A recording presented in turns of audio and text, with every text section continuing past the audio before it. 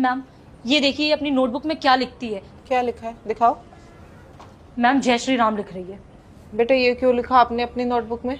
Ma'am मेरे पापा ने कहा है कि कोई भी अच्छा काम करने से पहले हमें जय श्री राम बोलना चाहिए, इसलिए मैंने लिखा। हाँ, लेकिन आप स्कूल नोटबुक में ये नहीं लिख सकते ना, यहाँ और भी बच्चे पढ़ते हैं, उन पर अच्छा असर नहीं जाएगा, ठीक है? मैम इसकी वजह से सारे बच्चों ने जय श्री राम लिखना स्टार्ट कर दिया है। बेटा हम तुम्हें ये मना नहीं कर रहे, लेकिन ये काम तुम अपने घर पे करो, ना कि नोटबुक पे। लेकिन मैम क्या मैम, अगर ये सब लिखना है तो अपने घर जाओ, स्कूल में ये सब नहीं कर सकती हो और बच्चों पर अच्छा इफेक्ट नहीं जाएगा। तुम इसकी सारी नोटबुक्स चेक करो और देखो जहाँ जहाँ लिखा हो वहाँ से इरेज कराओ, और ध्यान रखना आगे ना लिख पाए। मैम मैं इरेज नहीं करूँगी, मैं अपने पापा की सारी बात मानती हूँ, उन्होंने ही मुझे लिखने के लिए कहा है।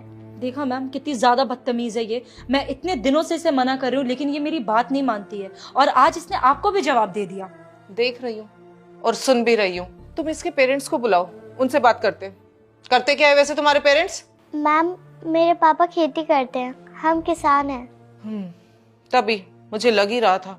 वैसे इन बच्चों को स्कूल में एडमिशन दे कौन देता है?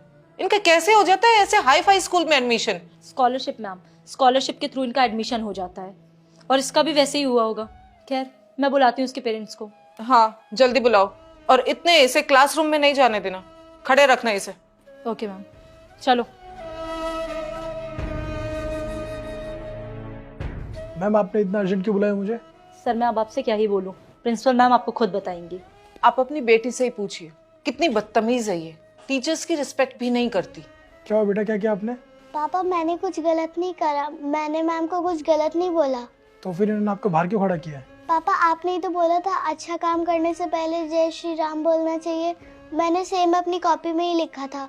जब मैम ने देखा तो उन्होंने मुझे डांटा और इरेज करने के लिए बोला, तो मैंने मना कर दिया, इसलिए उन्होंने मुझे यहाँ पे खड़ा कर दिया। मैंने कुछ गलत किया क्या? नहीं, आपने कुछ गलत नहीं किया, आपने एकदम सही किया। क्या समस्या है श्री राम लिखने में? इसमें गलत कुछ भी नहीं है, लेकिन यहाँ और बच्चे भी पढ़ते हैं, उन पर गलत असर जाएगा, जो मैं नहीं चाहती। और ये सब करना है तो स्कूल से बाहर करो, स्कूल में नहीं। देखिए मैम आप गलत बोल रहे हैं। मैंने गलत कहा है? देखा तुमने, जैसा सड़ा हुआ पेड़ होगा वैसा ही फल होगा। अभी तक बच्ची तो बहस कर ही रही थी, अब आपने भी बहस करना शुरू कर दिया है। वैसे भी ये सब बातें मैं आपको समझा ही क्यों रही हूँ, आप तो हैं तो एक किसान ही ना, बता चुकी आपकी बच्ची हमें। और हाँ, इसे भी यहाँ से ले जाइए और खेती बाड़ी कराइए, पढ़ाई लिखाई करना इसके बस की बात नहीं है। अब आप मुझे बताएंगे कि मेरी बच्ची को पढ़ाना है या नहीं पढ़ाना? आप होते कौन नहीं बताने वाले? मैं इस स्कूल की प्रिंसिपल हूँ, मेरी क्वालिफिकेशन के बारे में आपको पता है, हायर एजुकेशन है मेरी। आपके पूरे खानदान की डिग्री भी मिला लेना तो मेरी एक डिग्री की बराबरी नहीं कर सकते। अच्छा क्या डिग्री आपकी बताइए? आपको क्या बताना, बड़ा आपके समझ में आएगी, ऊपर से चली जाएगी वो तो। लेके जाइए आप अपनी बेटी को यहाँ से। हेलो सर, चाबी। गाड़ी पार्क कर दी? जी सर।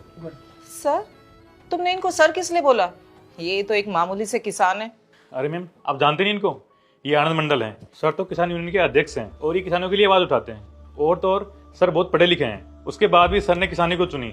सर चाहते तो विदेश जाकर नौकरी कर सकते थे, लेकिन सर को देश से बहुत प्यार है, इसलिए सर ने खेती बाड़ी चुनी। क्या हुआ, आपको शौक लगा ये जान के कि मैं पढ़ा लिखा हूँ? आपने तो इतनी देर से मुझे अनपढ़ समझा था। मैंने ये देसी पहनावा पहन रखा है, लुंगी पहन रखा है, तो आपके हिसाब से मैं एक गवार हूँ, अनपढ़ हूँ, जाहिल हूँ। आप एक प्रिंसिपल है, आपकी सोच अच्छी नहीं है, आपको ऐसी बातें नहीं करनी चाहिए, आपको ये शोभा नहीं देती है। आपको बच्चों को अच्छे संस्कार देने चाहिए, अच्छी शिक्षा देनी चाहिए, उनको आगे बढ़ने के लिए प्रेरित करना चाहिए। लेकिन आप क्या कर रहे हैं बच्चों के साथ? उनको नीचा दिखा रहे हैं। अगर इसने जय श्री राम लिख दिया उसमें गलत क्या है? आप जैसे ही लोग होते हैं जो अपनी संस्कृति को भूलते जाते हैं। ये हमारा इतिहास है, इसे भूलिए मत। आप अगर इस धरती पर सांस ले रहे हैं, जिंदा है, तो हमारे इतिहास की वजह से, हमारे कल्चर की वजह से। अगर हमारा कल्चर होगा तब हम होंगे। और आपने क्या कहा था कि मैं अपनी बच्ची को किसानी करवाऊँ, खेती करवाऊँ, पढ़ाई लिखाई ना करवाऊँ? क्यों? आपके बच्चों का हक है पढ़ने लिखने का, मेरी बच्ची का हक नहीं है? बताइए। हर वो शख्स पढ़ सकता है जो चाहता है पढ़ना लिखना, आपका ये अधिकार नहीं है उसको रोकने का।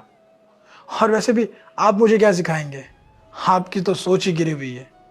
किसानी पता है कितनी मेहनत से की जाती है? आप जो खाना खाते हैं, आपके प्लेट में जो खाना होता है उसको महीनों लग जाते हैं आप तक पहुंचने में, लेकिन आपको 2 मिनट लगते हैं किसी भी किसान को नीचा दिखाने के लिए। खैर मैं किससे बहस कर रहा हूँ? आप जैसे लोग होते हैं जो अपने ही देश में रह के अपने ही कल्चर को भूल जाते हैं। हम अपने कल्चर के बारे में अगर किसी को बताते हैं तो उनको लगता है कि हम अपने धर्म को प्रमोट कर रहे हैं, लेकिन ऐसा नहीं है। हम क्या है, हमारे धर्म की वजह से, हमारे कल्चर की वजह से। लेकिन आप ये बात भूल चुके हैं आज के इस मॉडर्न कल्चर की वजह से। आप अपने आप को पढ़े लिखे बोलते हैं, आप पढ़े लिखे नहीं हैं, आप अनपढ़ हैं, आप अनएजुकेटेड है। क्योंकि अगर आप पढ़े लिखे होते तो आपको सही गलत में फ़र्क पता होता, लेकिन आपको फ़र्क ही नहीं पता। बताइए अब आप चुप क्यों हैं? वैसे भी आपने गलती की तो आपको सज़ा तो मिलनी चाहिए ना। तो मैं सीएम से बात करूंगा, आपकी कंप्लेन करूंगा कि कैसे कैसे टीचर की भर्ती कर लेते हैं वो। आप जैसे अगर टीचर स्कूल में रहेंगे तो बच्चे क्या सीखेंगे? कुछ भी नहीं, उल्टा अपने कल्चर को भूल जाएंगे। इसलिए आप जैसे टीचर को स्कूल की ज़रूरत नहीं है। तो तैयार हो जाइए, कुछ दिनों में आपको सस्पेंड किया जाएगा। सर वो आपको ऐसे देख के हमें लगा कि आप छोटे से किसानों गलती हो गई। ये अब आपको बात याद आ रही है, गलती हो गई। आप जैसे करप्ट लोगों की वजह से हमारा देश डूबता जा रहा है।